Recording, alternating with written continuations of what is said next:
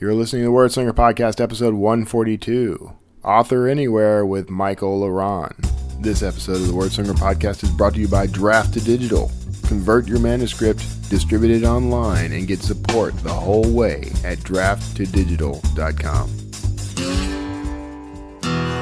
It's the Word Slinger Podcast, where story matters. Build your brand, write your book, redefine who you are.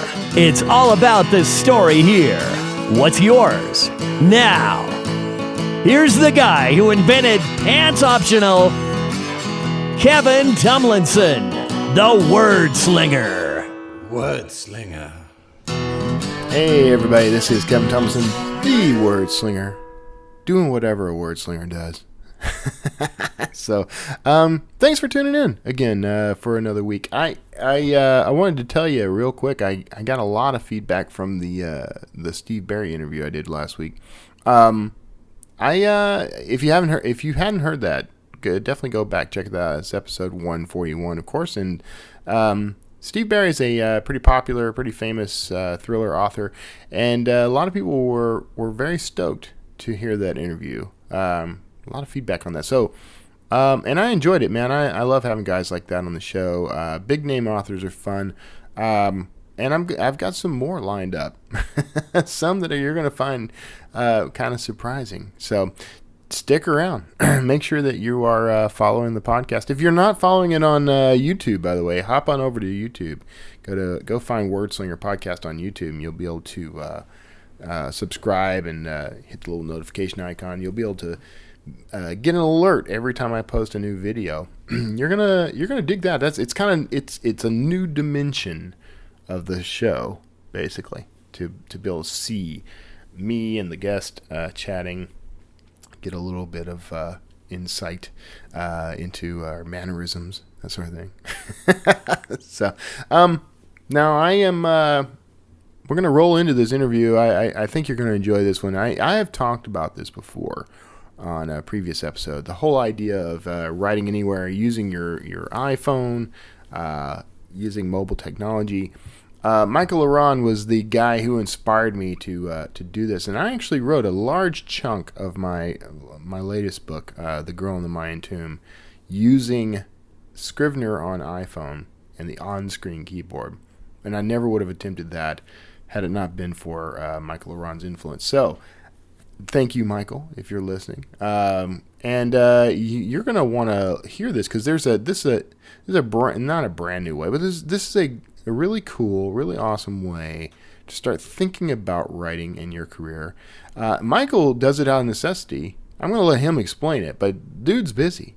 Dude's super hella busy. So you're not going to have any excuses for not writing after you hear this episode. So sit back, pop some corn, get yourself a drink, relax a little. If you're driving, that's going to be a little more dangerous. But grab yourself a nice Red Bull or a latte or something. Get yourself going for the day. And stick around afterwards. We got some industry news you're going to want to hear. Some cool stuff, some interesting stuff. So definitely stick around for that. And let's jump right into this interview with my good friend, my buddy, Michael La Ronn. Hey, everybody. Thank you for tuning in. Okay, we get occasionally a repeat guest on this show. This guy was sort of way back in the beginning, man. Episode 10, Fearless Fantasy with Michael La Ronn. That's early days of Word Slinger right there, buddy. Yeah, good stuff. Glad to be back. You're like a founding guest. So welcome back to the show. I have Michael La Ronn. He's the author of over 30 science fiction and fantasy books, among other things, man. He's doing some cool work out there in the indie publishing world too. You've done some very informative and very cool stuff, man. So on behalf of the indie community, I want to thank you for that too. So thank you. I appreciate it. Just got to keep your head down and keep on going. That's what it is, man. Too much. Yeah, that's what it is. Because if you stop for a second and look around at the rubble around you, it starts to become discouraging. True words never spoken.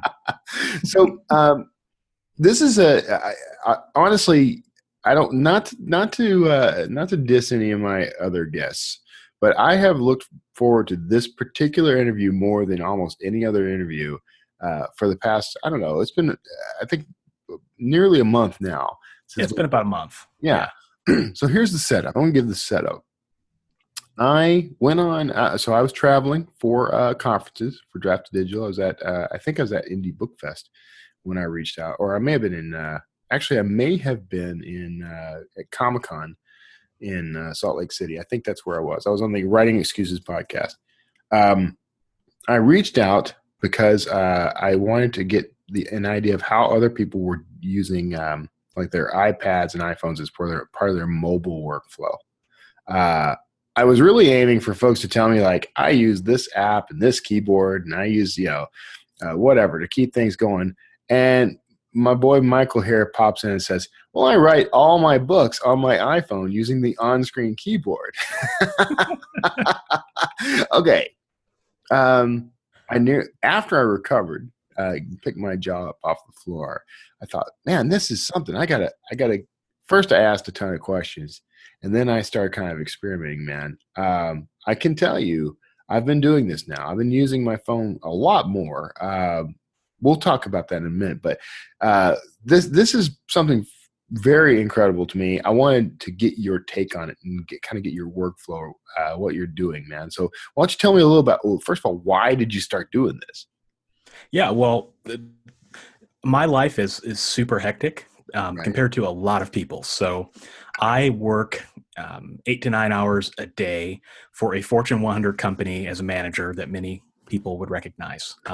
So my day-to-day is super hectic. I have no time almost throughout the day to write.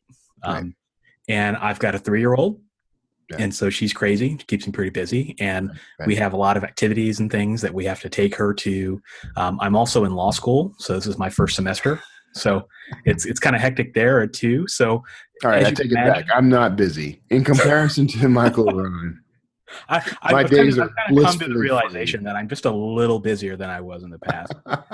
But I'm never at my desk. I'm just never at my computer. I wake up at 5 o'clock in the morning, and I'll try to get some words in then. But other than that, and writing after my daughter goes to sleep, I have energy in the morning, but I have no energy at night when I'm about to go to sleep. And so I realized if I'm going to improve my word count, my life's probably only going to get busier. I have to figure this out. I cannot just let my writing fall by the wayside. And so I was looking at a lot of different things. I looked at dictation. That worked for me for a little while. And then right around that point, I found Ulysses, which is a wonderful app that's available for the iPhone and iOS. And I started using that. And then Scrivener for iOS came out. And I switched to that, and I've been using it ever since. And so for me, it was more of necessity. So I'm never at my desk, so I just had to find a way to write while I was on the go. And as I started doing that, I realized I'm actually writing more than I ever was before because I'm squeezing in, 200-300 words here and there when I have 5-10 minutes. And it just adds up. And this is my most productive year that I've ever had in my writing business since I started writing on my phone. That's incredible. In the past month, I've been experimenting. Didn't ask you for technique or anything, which I should have, but actually I did. I kind of followed up. Are you, using a special digital keyboard? You're just using the same the setup that comes with your iPhone, right? Yes, I use the on-screen keyboard on the phone. I just thumb everything into my phone. Yeah. Okay. I didn't think it could be done. I'm going to be honest with you. I really thought he's got to be putting me on, right? I experimented. So at these conferences, I had kind of a layover. I had a day or so in there. I was at Disney Springs. Draft to Digital is about to release, I believe it was our announcement for Refer a Friend. Okay. Which I could go off on a tangent on, but I'm not. But we were doing this release. I still needed to write a blog post, a press release.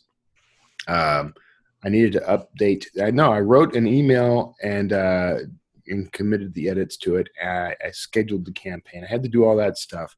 I decided rather than lugging my laptop around with me at Disney Springs, I would just find a comfortable place to sit and try out Michael La Ronn's technique and hop on my phone and see what I could accomplish, because I could always go back to the hotel and knock out whatever I needed to knock out.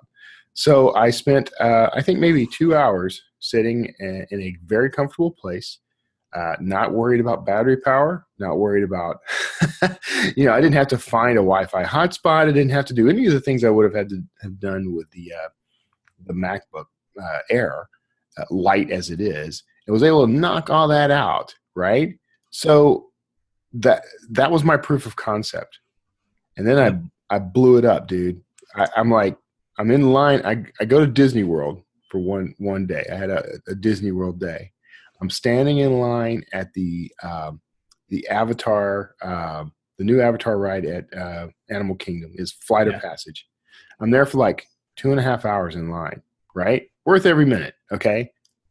Decide, all right, I got to try the fiction. I wrote a short story while in line, took it into Draft Digital's EPUB templates, right? Built a cover in Canva. I mean, I did the whole thing right up to the point where I could have hit publish.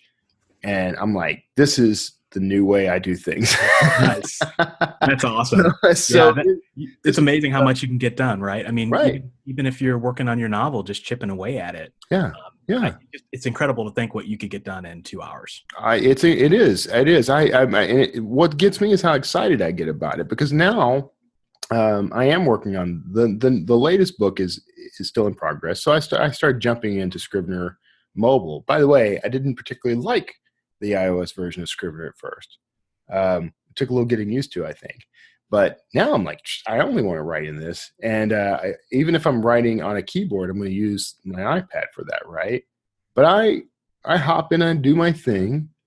I'm like you said, I'm getting more words on the page each day. It's incredible. I just take a break and from whatever else I might be doing. I mean, I have a regular writing schedule anyway, right?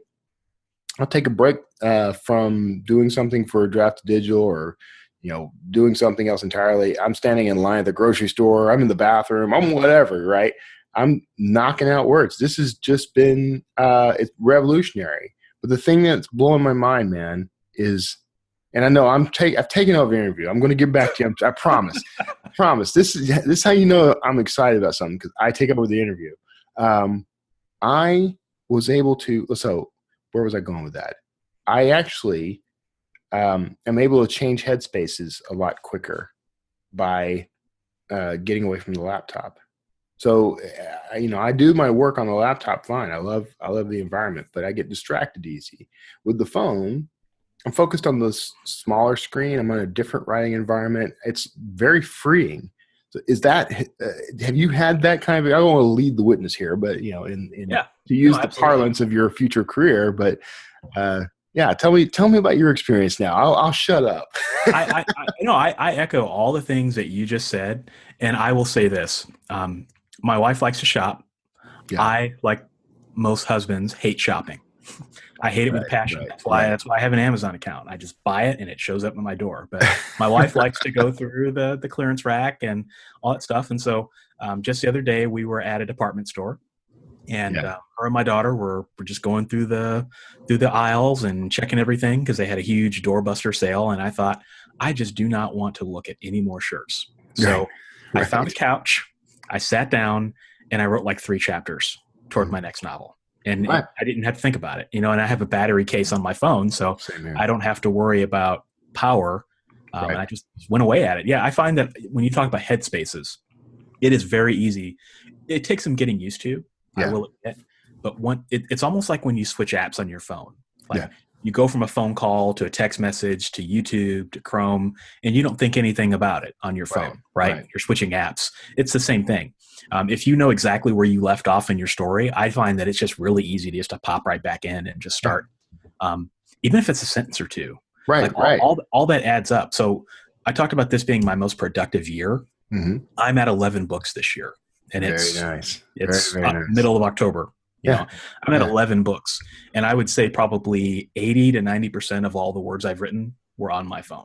That's just because I was writing in the cracks of life. Yeah, no, that's outstanding. I mean, are you still using a laptop at all for your writing, or? Yeah, I use it in the mornings usually when I have some time to go through it, and every once in a while I'll go to the coffee shop if if I have some time. But I kind of find that I don't like to write on my laptop anymore. I know I can get more words by doing it, but it's just easier to sit in a chair and write on my phone. I know it sounds. You might be able to get more words in a session, right? But I mean, overall, you're getting more words. You're getting more words throughout the day because of the mobile writing. And if you do nothing else, if you're one of those people that's listening to this and you're like, I could never do that, my hands would cramp up. My hands feel fine. I've never had any issues. I have a big phone and I have fairly big hands, but my hands don't hurt after extended sessions or anything like that. And I've never had any major issues. And another thing that people have often asked me is, well, my phone I can't trust my phone to spell the word right. Right. That's true. Did I lose you? I had the same editor who's worked on many of my books for the majority of my career. She, edited my last series. So I wrote the series on my phone for the most part. And I sent it to her and I didn't say anything. I just wanted to see what she would say. I wanted to see if she would catch more errors than she really did. Right. And so she came back and said, hey, this is great. I love the story. Your manuscript was clean as usual. So from a productivity, spelling error standpoint, I proof all my stuff before I send it to my editor, but I do most of my novels in one draft. My editor didn't even know the difference. So that's when I knew. I was like, okay, this is awesome. I'm finding, well, the proof will be when I send it to my street team for editing, but I'm finding personally that I'm spotting errors a lot quicker, a lot easier on the phone. And I'm not entirely certain why. Well, I think because if autocorrect jerks me around, I go back and I do Dean Wesley Smith's method of cycling. Yeah, writing into the dark. Yeah. That's what I do more. And by the way, you're the one who told me about that book in the first place. So thank you for that. And I had him on the show. I think I even told him Michael La Ronn recommended your book. And then I spent 2 years not reading it. But I don't do 500 words at a time. I do more like, maybe 1,500 words at a time. I'll do a cycle like that. But the method works great for me. What I'm finding is as I'm going back, the stuff that I'm correcting is the little glitches that autocorrect maybe dropped in there, and they're very rare. Like it's not like a ton of editing, honestly. And I don't know if it's because I've slowed down somewhat in word count. Although when I really push myself, man, I can do quite a few words. I mean, that short story was like 10,000 words in 2.5 hours. I mean, that was a lot of, and I thought, man, when I finish, my thumbs are going to just feel like they're about to fall off, but I didn't. I mean, maybe it's because I already spent so much time, doing that on the phone. Who knows? Yeah. I don't know. One of the things, so you and I have been doing this for a while, right? And you and I are professionals, and we really have focused on our productivity. When we first met, I think I had like one book, and now look at both of us in our careers, and it's awesome. And I think that the reason that both of us are able to be at the level we're at right now is because we are doing that writing into the dark, right? Working on that first draft. If you are somebody that loves to edit and write your book in multiple drafts, nothing wrong with that, right?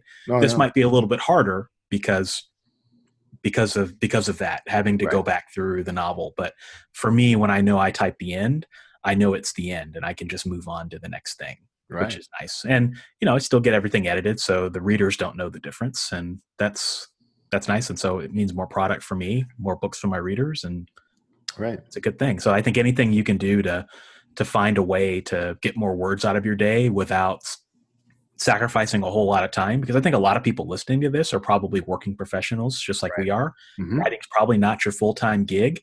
It probably is an aspiration. And, you have to kind of think about things differently. And maybe the way that you've always done things isn't the way that you continue to do them if you want to improve your productivity. And that's the challenge I give people is, people said a long time ago, I could never take my laptop to a coffee shop, or I'd never want to. Yeah, people used to say that's true. I just wanted to use a typewriter, and so now we have all these different tools available to us, and while they're different and a little challenging, and maybe they have a learning curve. This is, it's a brand new path. I mean, this is unknown territory, uncharted territory, right? Right, so that's what I love about it. Yeah, no, it is, and certainly I'm no stranger to ridiculous challenges that changed the way I see my career, changed the way I do things. I mean, that was like I've done the I'm going to write a 60,000 word novel in one day. I've done the like stupid challenges, right? And to some extent, what that did was reset zero for me, like or reset my baseline, basically. So those things have been very beneficial to me, which is, I think, probably one of the reasons why this was appealing. As soon as almost the instant I read on screen, because at first you said, I write all my books on my iPhone. I'm like, okay, you've got like a Zag keyboard, or I've got a portable folding Zag keyboard. It's such a pain to carry that with me, though. I wish there was just some other way. And you're like, no, I use my thumbs and I write my books. And I'm like, holy crap, that is a brilliant, brilliant idea that I have to now completely steal and claim as my own. And I have. I talk about this continuously now. Okay, here's another reason why I'm excited about this. There are other players in our space. Joanna Penn, for example. I've actually been to one of her talks where she was talking about emerging markets. I think I've mentally connected something she said with something I've read in another book, like Bold or something. But she was talking about how someone was talking about how we have emerging markets in places like, let's just say, Africa. And in these markets, they completely skipped the computer revolution, right? They went straight from sticks and stones to mobile technology, basically. For the first time in the history of those regions, they're on the same stage we are. Okay, so they're able to, they can start small businesses through like microfinancing. They can run a completely inventory-free business on their phones. Check in on, they can buy and trade stock. They can, now they have disposable income. So the focus of Joanna's talk, of course, was, this is a pocket of readers out there who are primarily going to be able to read English, because that's how you get access to the wealth of knowledge that's on the internet. So you could market to them.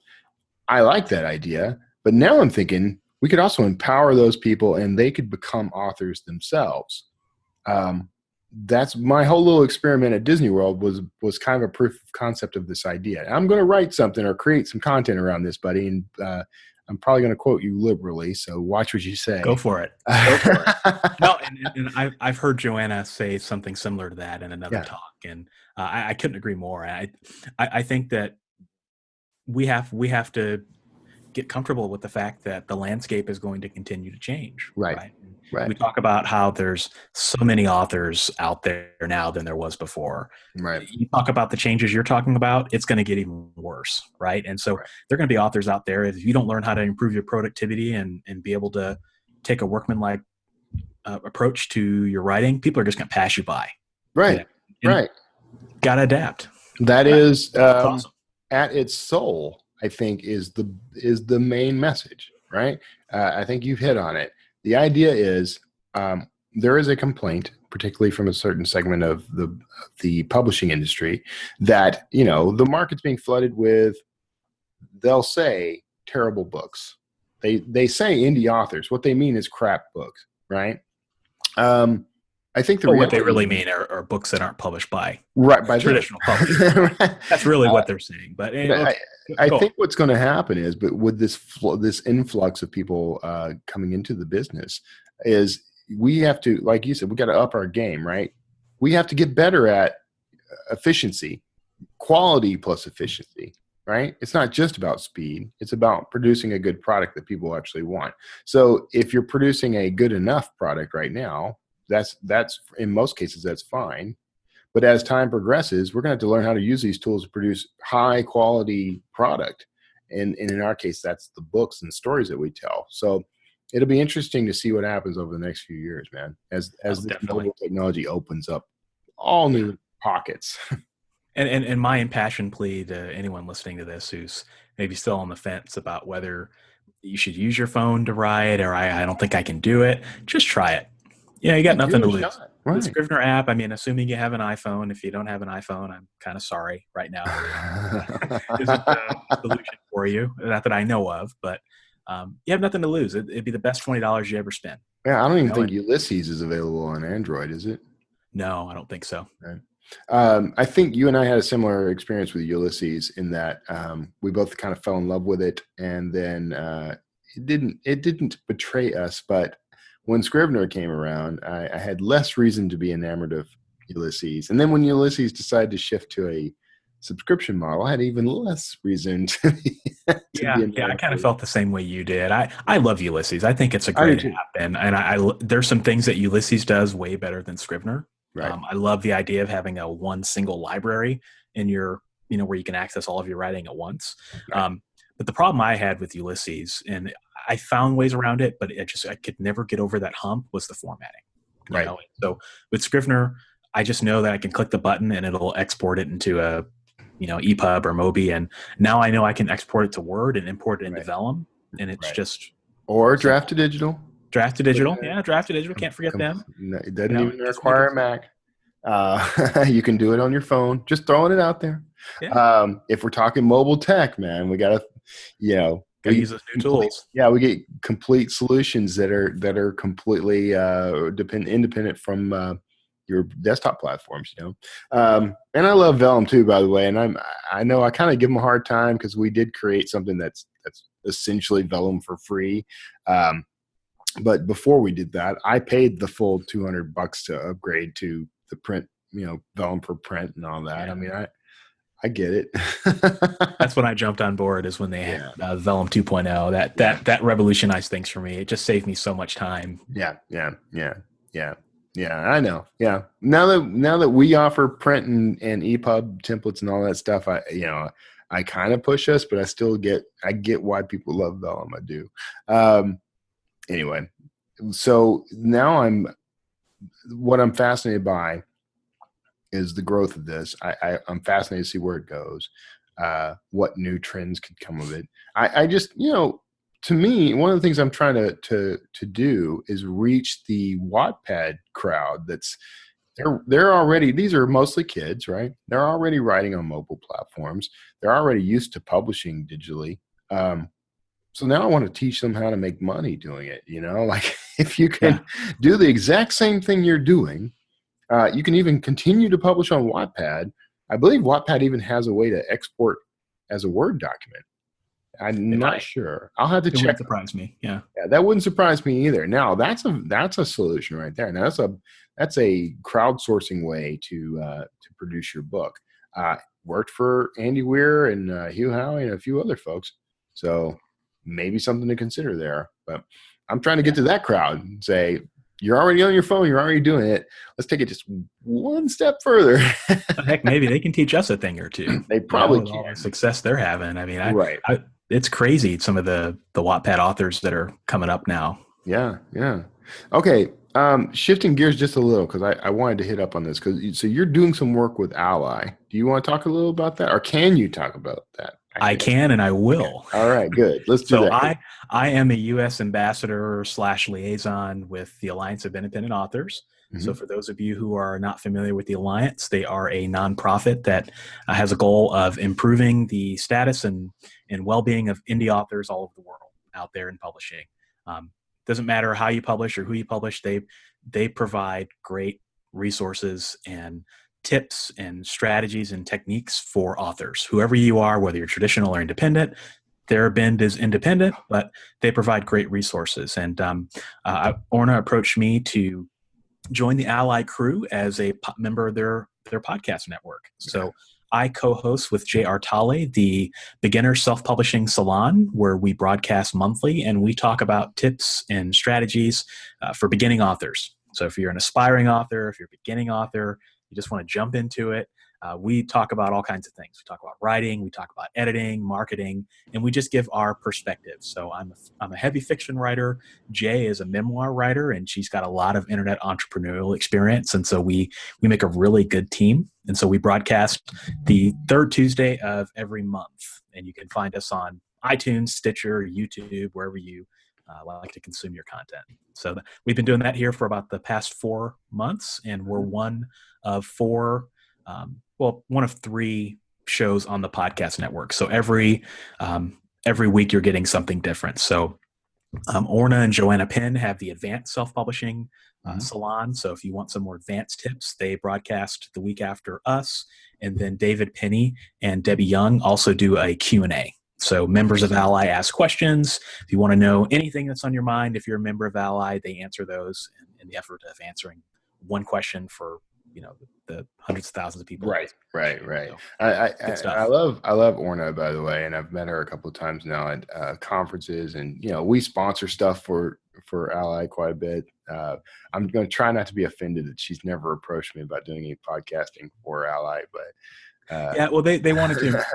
Ally wanted to improve the makeup of the panel, right? So that it's not just a British organization, right? So finding someone in the States and who can represent indie authors and help with boots on the ground and the different initiatives that they're doing, because they've got a lot of things going on. There's always an initiative, and they're always running really fast with a lot of really good stuff. And so I'm honored to be a part of the crew, and it's been really fun so far. And I've learned a lot just sitting in and watching what they do. It's amazing all the different stuff and resources that they have available. Yeah. So Yeah. And I know they've been heavily involved with a lot of the author conferences and throughout Europe. And they're trying to kind of increase the presence of, industry representatives at these as well. And some of them have lost their appeal to the industry reps, honestly, some of the conferences. But I'm looking forward to seeing them regain that, because frankly, the problem is that there's a huge focus a lot of times on the traditional publishing crowd, and kind of a disrespect for the indie publisher. So Ally has been a huge influence in swaying that. So I'm glad to hear you're a part of it, man.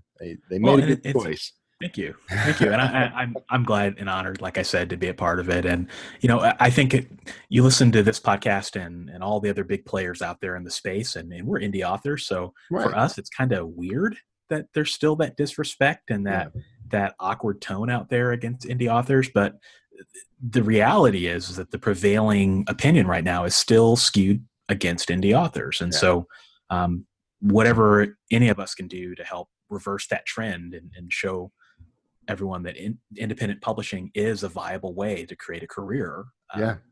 I love to be a part of any organization that has that goal. Yeah, me too, man. I'm right there with you, man. It's interesting, and I've had odd run-ins with in unexpected places.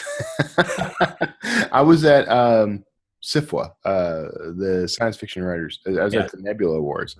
I'm in line with a guy in the green room, and we're putting fruit on our plates, and he says, "So how many books do you have?" And I said, "Well, I think I just passed like 40 books." It's like 40 books. He says, "Well, how many awards have you won?"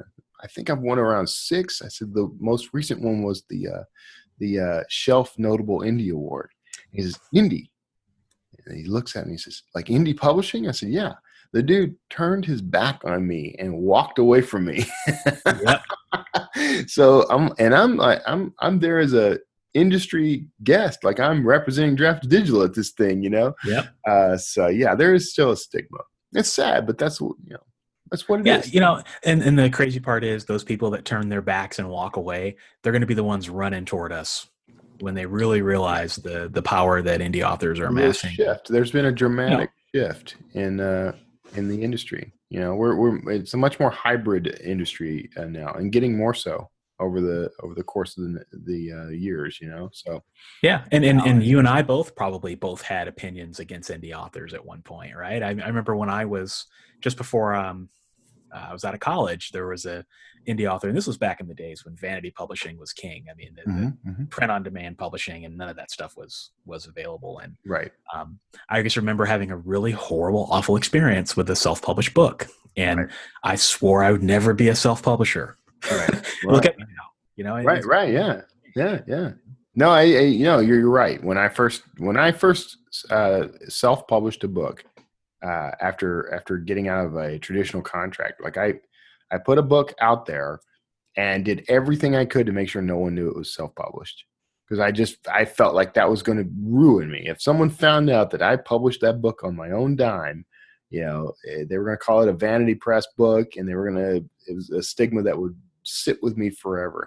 Now I'm like loud and proud, brothers. It's all indie right now, all the time. Oh yeah, I don't care if people know I'm self-published, and if they want to pick a fight, then let's have a conversation. We're gonna do it. Dukes up. That's the crazy thing is we all have to be ambassadors, especially since I've joined the Ally crew. I found myself in situations where I am having to have that conversation with people who don't understand self-publishing and the value that it brings, and they still think that it just means a bunch of books in your garage, Yeah, exactly, man. I just went to a conference person at a time. I was at a conference here in Houston over the weekend. The majority of people I talk to, I'm talking about wide distribution. I'm talking about ebook conversion. I'm talking about all the things that we talk about on a regular basis, and I'm getting blank stares and crickets because they're thinking I've got a table out in the lobby that has my printed books on it that I paid $3,000 for. I'm like, there's a better way. Well, I've just kind of come to the conclusion, let them believe what they want to believe, Right. The reality is our reality. Well, and that's right. And you like me, I think we both subscribe to that concept of you can kind of craft your own reality, and you can live the life that you want to live. So you are certainly doing that, man. I don't think I knew about the law school thing. So what prompted that?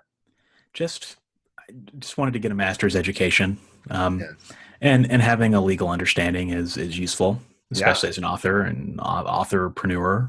So it's more related to kind of the field that I work in and my everyday life, but it still has a lot of usefulness for me running my office. What's your focus? It's going to be risk management and compliance, which is just a fancy way of saying insurance. So I don't want to put people to sleep. Oh, okay. All right. So kind of fun. Risk management and compliance sounds much, that's got a little more of an espionage ring to it than other aspects of the law. I would have thought entertainment. I can't confirm or deny that. Why not IP law? I thought about IP law. The nice part is you can take electives and take those electives. IP law it's so complicated, and I don't want to devote my time and resources to that. When I could really be focusing on being an author. So. Right. Ironically, it would be very helpful to have the IP law background, but it would take you away from actually being someone who creates IP. Exactly. So.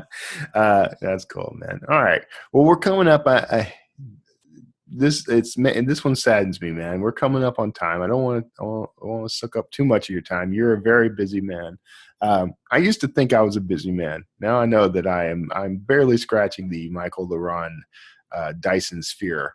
I used to say all the time, I'm not that busy, and my wife is like, no, you're busy. And it's like, okay, well, whatever. People point. I never really thought of myself as all that busy, but then I've actually been approached for full-on interviews to ask me how I do the things I do, and that's when it starts to kind of hit home that you do a little more than most people. Yeah, but you have to with this life, right? I mean, you gotta. Right. That's the beauty of the path we've both chosen, is that we control our destinies, and we can work as hard and as long as we want to get there. And for me, it's not work. Like, I have a 9 to 5, and I have other things that take me away from writing, but I enjoy it. I enjoy being occupied. Yeah. And you're a big, you're a big part of the indie author community, a big supporter of the indie author community. And you're one of my favorite people. I think I've told you that before. We don't talk as much as we used to, but we're out there. I watch you, brother. I'm watching you. I follow you on Facebook. Yeah, exactly. That's how anybody knows anybody anymore. Exactly. All right. Okay, man. Well, we'll go ahead and wrap up. Tell everybody where they can find you and your books and everything else, man. Yeah, well, you can find me and all of my books and all the other things that I'm up to at www.michaellaronn.com. For those of you who are interested in science fiction, you can check out my space opera series, Galaxy Mavericks. That's my latest series. If you're interested in fantasy, check out my series, Modern Necromancy. That was a collaboration with my friend Justin Sloan. It's a fun tale about the occult and a lot of adventure. And and if you can find my links to all my podcasts and things like that on my website as well. So it's www.michaellaronn.com. Justin Sloan, man. I can't get away from the guy. I can't get away from him. He's everywhere. He's everywhere. When we did our interview the first time, way back in episode 10, you two had just barely met because you both had teddy bear-based fantasy books. Yes, we did. Seems like so long ago. Yeah. So long. I know, man. That had to have been, let's see, that had to have been 2013. No, it was like 2015. 2015? Okay. Yeah, we just wrapped up the series earlier this year. So okay. All right. Yeah, hard to believe, but yeah. Fair enough. Hard to believe. Yeah. All right. Okay. All right, everybody. Don't worry if you missed out on those URLs. You'll be able to find that in the show notes. I've got that and more. I think you're going to dig. And I would love, by the way, to hear what people think about this topic in particular. I'm just very excited about it. I'm going to create some content around this idea. So feel free to reach out. If you got questions for me or for Michael, I'm happy to pass them on to him too. So pop in over at wordslingerpodcast.com. I'll probably mention that in the wrap up. Right now, you're probably hearing some groovy bridge music. You may dance in place if you like, and I'll see you on the other side. Michael, thanks again, man. Thanks, man. It's been my pleasure. All right, that was the ever elegant Michael La Ronn. He's very concise in the way he speaks, and you would expect no less from somebody who is as active and involved in things like pursuing a legal degree. Man, pursuing is becoming a lawyer. Come on, why are you slapping me in the face, Michael, with your efficiency and your and your personal growth? Remarkable guy and one of my favorite people. And I hope you enjoyed that. Now we're gonna move on from that. I do want to say one more thing about the sort of mobile writing life. What's remarkable about this is, and it always fascinates me, there are so many opportunities. There's so many things open to us now that were just out of reach only a few years ago. But it's not just, you can write your work from anywhere. You can edit your work from anywhere. There are no longer any barriers or excuses. You can literally write, edit, prepare a cover, convert the book to an ebook, and distribute it to everyone on the planet who's willing to pick it up. And you just do it all from your phone.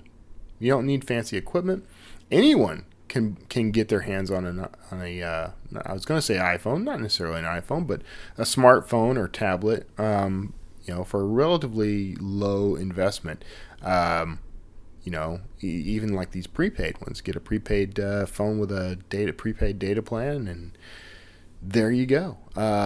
There's so many of them out there, so it doesn't cost a lot of money to do this work. It doesn't cost a lot of money to get into this business, and so that makes it a remarkably accessible business, regardless of where you fall economically anywhere in the world. It doesn't matter where you are in the world, as long as you have access to that minor technology at this point and the internet, and most people do. Now, I granted there are those who don't, but that's becoming less and less of an issue as time goes by. We've got these emerging markets, these countries in Africa that never had a computer revolution or a desktop revolution are having a mobile revolution, and they're through tools like microfinancing and accessibility to information and means of distribution and means of banking online. Suddenly you've got this whole new emerging, not just market, but economy. And being an author, being a content producer of any kind, is remarkable, because you can create something that can directly impact your life and the lives of those who consume that material. Make your living for you. Help you step out and become much more than you could have become otherwise. No limits. So that's what's remarkable about this for me. That's where this is exciting for me. So I hope you enjoyed this interview. I hope you got something useful out of it. I'm sure you did. If you didn't, man, you're not even trying. So now let's get into some industry news. I got some things here that you're going to find fascinating. First of all, is offset printing going to be a thing for indie authors? I think so. And so does writer Joel Friedlander.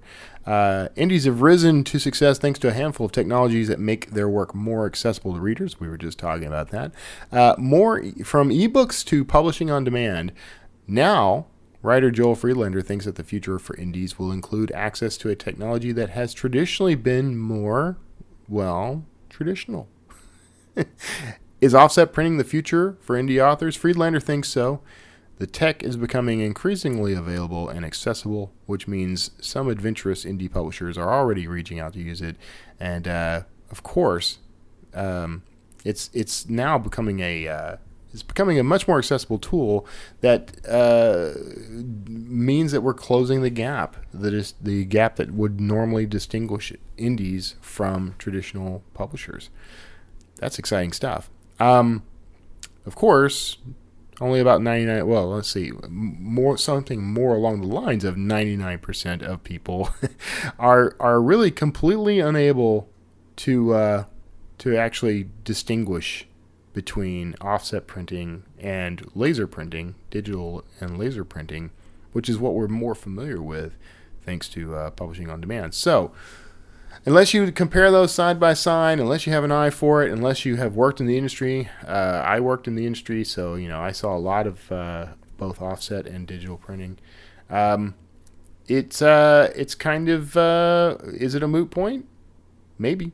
But the thing is, now that we have access to it, it won't necessarily change the game in that it will attract more readers, but it does add a new layer of professionalism to the work that some claimed was missing. So now, if you still aren't good at the craft, you're basically just going to polish a turd here. But that doesn't mean that you can't get better at craft and still have a very professional-looking piece of work. I'm excited about it, but I'm curious to hear what you think. So be sure to reach out to me. Go to wordslingerpodcast.com and send me an email with any comments about this, or you can even leave comments on the post, the show notes for this episode at wordslingerpodcast.com.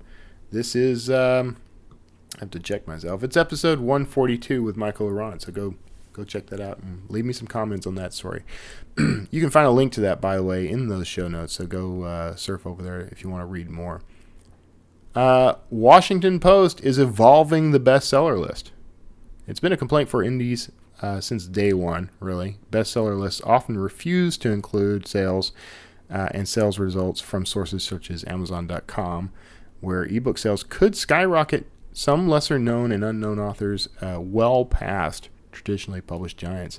So the Washington Post is now the first to recognize this error for what it is, and they're revamping their bestseller list to include data from not just from BookScan, which is where they've gotten their data in the past, but also from Amazon sales. So this is a game changer, in my opinion, at least as far as the usefulness of bestseller lists goes, which is somewhat debatable. But the reality here, and the thing that's quite cool, we have been asking for this for forever, for a decade. And I think what's going to happen is we may see some indie authors emerge as a result of this and topple some of the long-standing dominant authors and books on those bestseller lists, especially as I think other publications are going to start doing this. It's kind of hard to avoid at this point, but right now there are some holdouts, New York Times bestseller list, for example. But as the Washington Post kind of opens this up, we may see those other publications start to include these results as well. And what's very interesting is, like I said, I think we can see some authors emerge. We've got people on the bestseller list. We've got books on the bestseller list that have been there my entire lifetime. I'm 45 years old.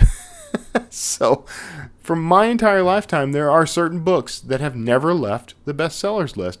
And I think that is ridiculous. I think that is proof of the I don't want to say they're useless, but it's proof that they're not as useful as a marketing tool for these publishers. I mean, it is sort of a point of pride to be able to say, I was on the New York Times bestseller list for 45 years or for 3 years or for 6 months or whatever. So I think that this is an opportunity for new blood, fresh blood. I think we may see even some of the greats get toppled off of their ranks on those lists.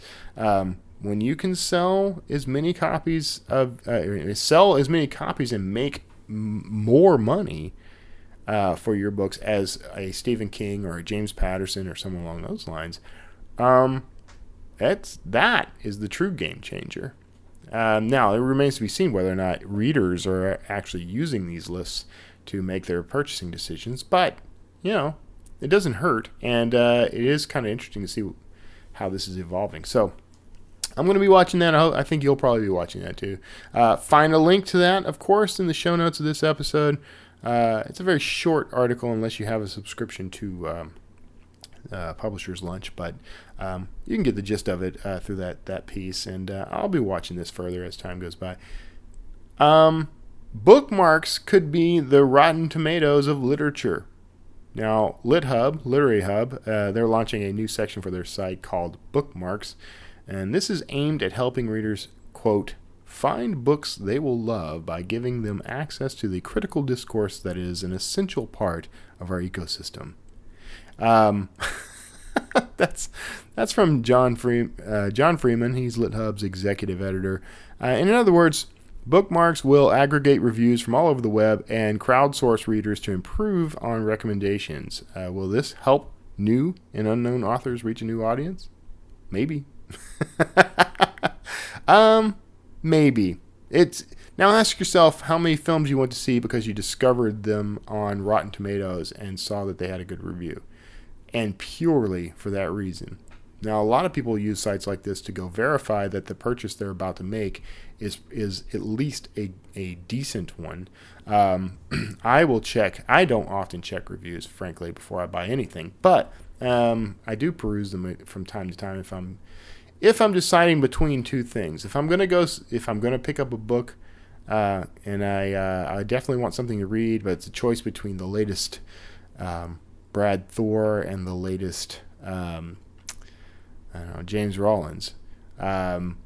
I might look at the reviews. I don't know. Probably not, though. I'll probably just buy both books, and you probably will, too. But if you're going to go see a movie and you have to choose between a set of movies, you might look through reviews just to determine which ones you want to eliminate from the list.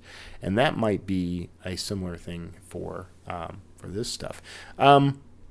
I don't know. You let me know. Please send me an email. Pop over to wordslingerpodcast.com and click the contact button, or leave me a comment or whatever you're comfortable with. Just let me know what you think of this as a I don't know, an option for authors and improving on their sales and that sort of thing. I don't know.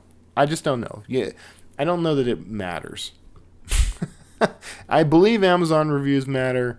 I believe these could matter if they catch on, but for now, I'm not so certain. So, thank you for tuning in to this episode of the Wordslinger Podcast. And of course, if you want to support the show, we've got some options for you. My first and favorite, and this is the one if you don't do anything else, go do this. Check out my books. Go to kevintumlinson.com/books.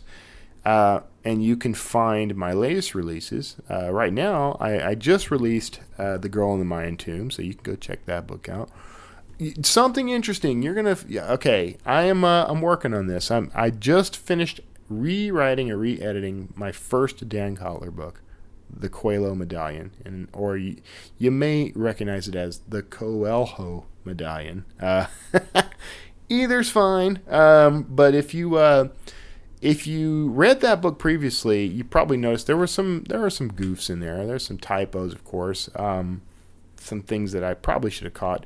And I had editors that didn't catch them. So, I've improved on that stuff. But there was also a plot hole in that book that really bugged me. And only about 4 people ever wrote to tell me they found it.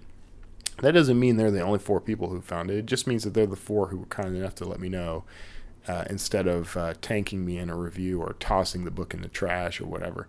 But I have now fixed that review, or that plot hole. I also took out a scene in the opening prologue that just did not belong there, and improved the overall cohesiveness of the book. I just improved the book. I spent the time to make that book better. Now, that's part of what I call iterative publishing. I think I'm going to do a future episode on this idea, and it's one I think it's going to be controversial. But I believe in improving the work as you go. So, anyway, check that out. Go to kevintomlinson.com/books. That's a little sidebar there. You can also support the show, of course, by supporting our sponsors. Draft to Digital, of course, as their director of marketing. I am slightly biased, but Draft to Digital will allow you to convert, publish, and distribute your book worldwide with support the whole way. What better deal could you ask for? It doesn't cost you a thing. Just go over to drafttodigital.com. Now, if you want to help me out, go to drafttodigital.com/wordslinger, and that will, when you sign up for an account, I will actually get a little kickback every time you sell a book, and it doesn't come out of your pocket at all. So you can go check that out, throw a little money my way that way, and basically by making sales. And let me know if you do it. If you pop in, sign up for an account through my my affiliate link, let me know. I'm just now thinking of this right now, but I think what I'm going to do for you is figure out a way to help you with those sales. Even if it's just promoting you from time to time on social media or maybe in an email or something like that. We'll do it. We'll figure it out. But I think I'm gonna do that. I'm gonna do that for you. So let me know. And of course, you can support this show on Patreon. If you go to patreon.com/wordslingerpodcast. I am still working on the behind the scenes stuff. I know, but it is worth it. It's going to be worth the wait. I got some cool stuff. It just takes time, folks. It's a lot of work to do this stuff. And I'm doing a lot of work already. Anyway, that's it. I'm not going to bore you with any more stuff. Thank you so much for being a listener, for tuning in. I hope you're enjoying these. I know I am. I get a lot out of this stuff. Say hello to Michael La Ronn for me. Hop on over to his website. Tell him you heard his interview on this show. And of course, if you go find us on iTunes, leave this show a review, rate and review it on iTunes. Just tell me what it is you like about the show. What are you getting out of it? That stuff is very helpful for increasing the discoverability of the show. So I appreciate it. Anyway, we're gonna roll on out of here. We're coming up on an hour, so. Thank you so much for being a part of my weekly experience.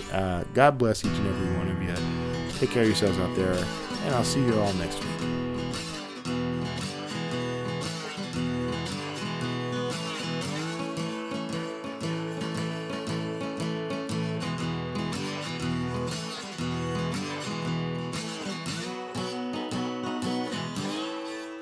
Wordslinger.